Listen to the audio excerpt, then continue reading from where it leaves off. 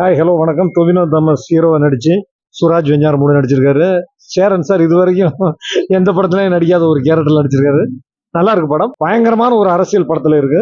அந்த படம் கண்டிப்பா அது ஏதோ கேரளாவில் நடந்த சம்பவம் போல இருக்கு. அது நடந்த சம்பவமா என்னன்னு தெரியல. உண்மையிலே படம் சிறப்பா இருக்கு. கண்டிப்பா இந்த படம் ஹிட் தான். கண்டிப்பா ஹிட்டான படம். டொவினோ தாமஸ் எல்லாம் ஓப்பனிங் அவர் ஒரு நெகட்டிவ் மாதிரியே இருப்பாரு. ஆனா ஒரு நேர்மை, ஒரு கான்ஸ்டபிளா இருந்து அவர் படுற கஷ்டம், ஆதிவாசிகளுக்கும் அவங்களுக்கும் உண்டான ஒரு விஷயம், அதுல போலீஸ் அந்த டிபார்ட்மெண்ட் என்னென்ன இது பண்றாங்க அப்படிங்கிற மாதிரி ஒரு விஷயத்த சொல்லியிருக்காங்க. சிறப்பா இருக்கு. கிளைமேக்ஸ் எல்லாம் அட்டகாசமா கலங்க வச்சிருக்காங்க. நடிச்ச அதாவது இந்த படத்தை மலையாளத்துல பார்த்தாலும் தமிழ்ல பார்த்தாலும் ஒரே ஃபீல் தான். ஏன்னா ரீமேக்குங்கிற டப்பிங்கிற ஒரு ஃபீல் இருக்காது. ஏன்னா நடித்த 3 நடிகர்களும் டொவினோ தாமஸ் ஆகட்டும், சுராஜ் ஆகட்டும், எல்லாருமே ஓன் வாய்ஸ் தான் தமிழ்லையும். அதனால கண்டிப்பா படம் ஹிட்.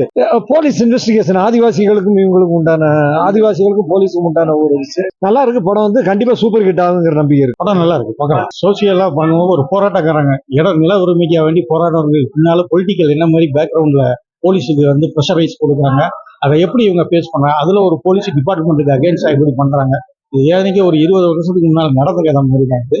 நல்லா பண்ணியிருக்காங்க. எல்லாருமே நல்லா பண்ணிருக்காங்க. சுராஜி, சேரன். ஆமா, மலையாளத்துல ஃபர்ஸ்ட் படம். பட் சேரனுக்கு நல்ல கேரக்டர் நல்லா பண்ணியிருக்காரு. டிசிபியா வராது, நல்லா பண்ணிருக்காரு. போலீஸ்ல ஒரு முக்கியமான பொறுப்புல இருந்துட்டு அவர் என்ன மாதிரி கவர்மெண்ட்டுக்கு சர்ப்ரைஸா என்ன இது பண்றாங்க நல்லா பண்ணியிருக்காங்க. படம் நல்லா இருக்கு. பார்க்கலாம். எனக்கு நிறைய போலீஸ் கேரக்டர் பண்ணியிருக்காரு. நல்லா இருக்கு படம் பார்க்கலாம்.